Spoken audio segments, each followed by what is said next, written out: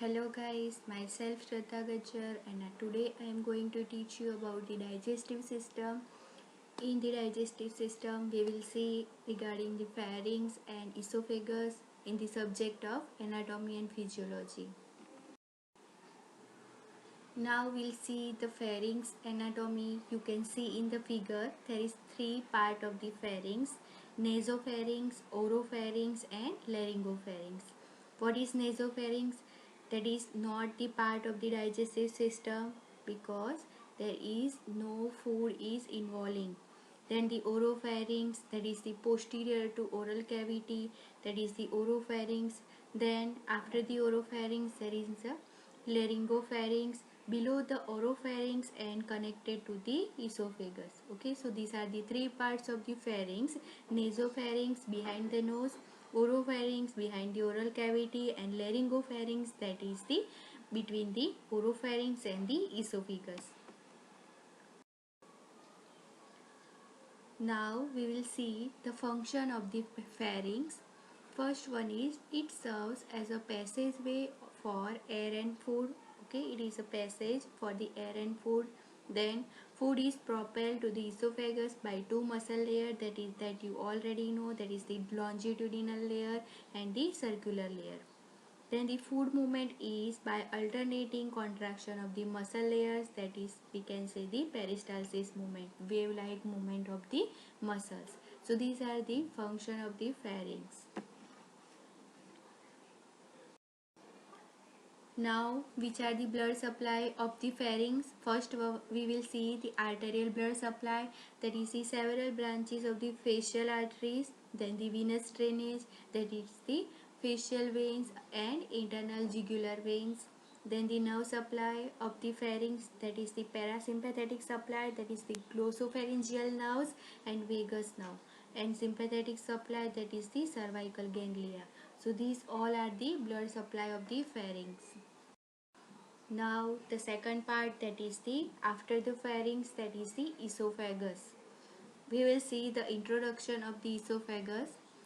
The esophagus, you can write both spelling that is correct. First one is American English and second one is a British English. So you can write both spelling are correct.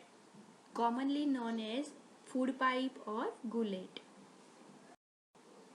Now the esophagus is a muscular tube and it runs from the pharynx to the stomach through the diaphragm.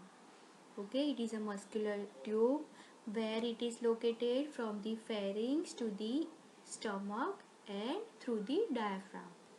What about the length? That is the 25 centimeter in adult, or we can say 8 inches in adult. Diameter of the esophagus, that is 2 centimeter.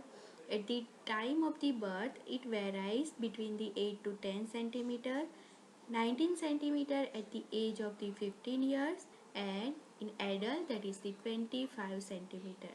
Okay, so esophagus size will be varies as per the age. Lined by the most pink tissue, that is called the mucosa. It runs behind the trachea, or we can say windpipe, and heart, and in the front of the spine. Okay, where it is located behind the trachea and heart and in front of the spine. It travels on the right side of the descending aorta, passes through the diaphragm and connect with the stomach. Now we will see the relations of the esophagus. Anteriorly there is trachea, posteriorly there is a vertebral column, laterally there is a lobe of thyroid gland, right bronchus, left bronchus of the lungs. So these are the relations of the esophagus. Now we will see the muscles of the esophagus. There are also inner circular muscles and outer longitudinal muscles, which is same as in GI system. The upper third is skeletal muscles, that is the voluntary muscle. That's why we can regurgitate some food. Then the second one is a middle third, that is the mixed voluntary and involuntary muscles. Then lower third part, that is the smooth muscle, that is completely involuntary muscles. Okay, so these are the muscles of the esophagus.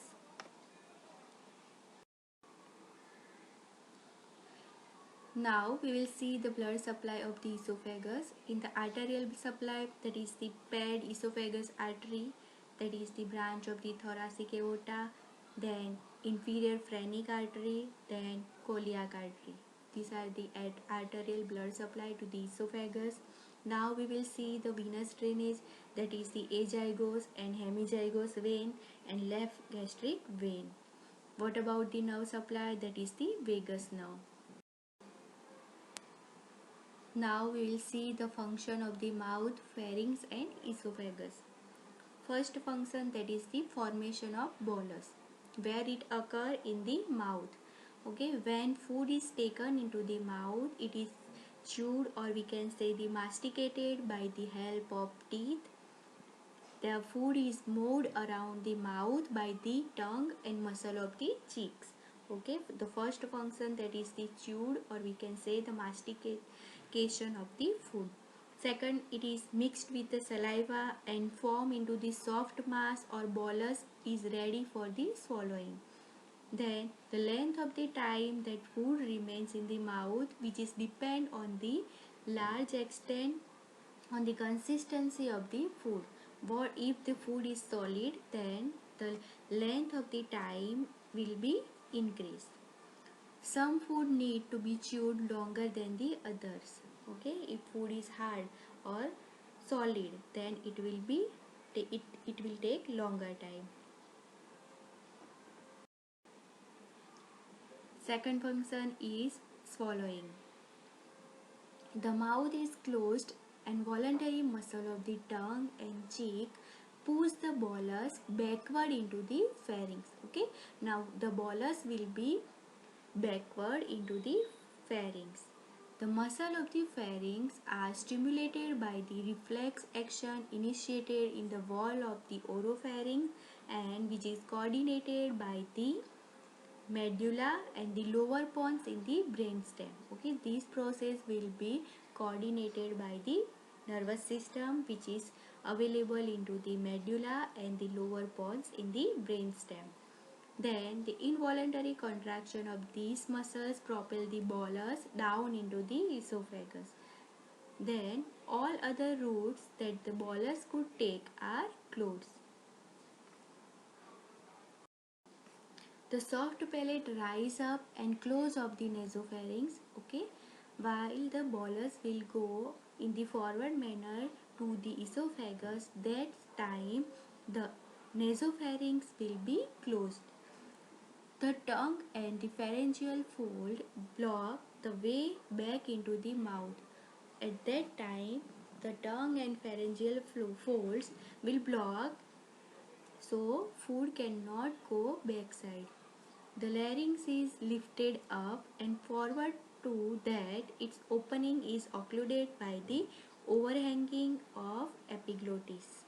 Due to the epiglottis, it prevents the entry of food into the trachea.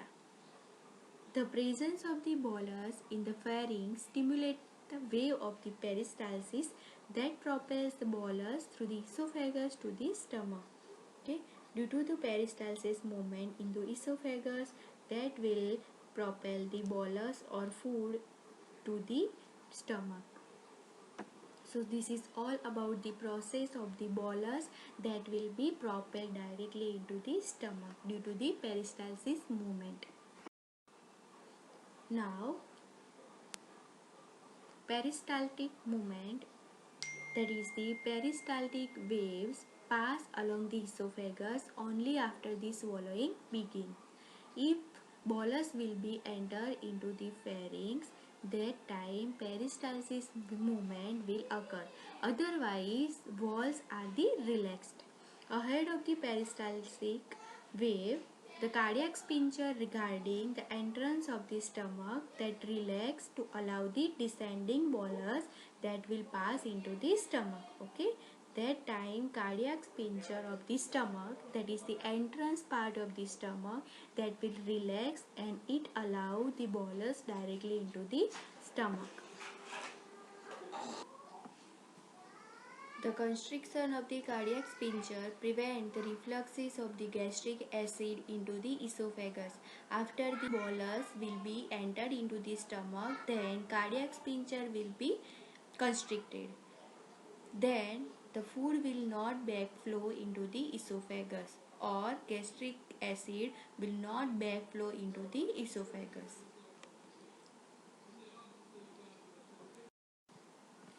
So this is all about the esophagus and pharynx, the anatomy and physiology of the esophagus and pharynx.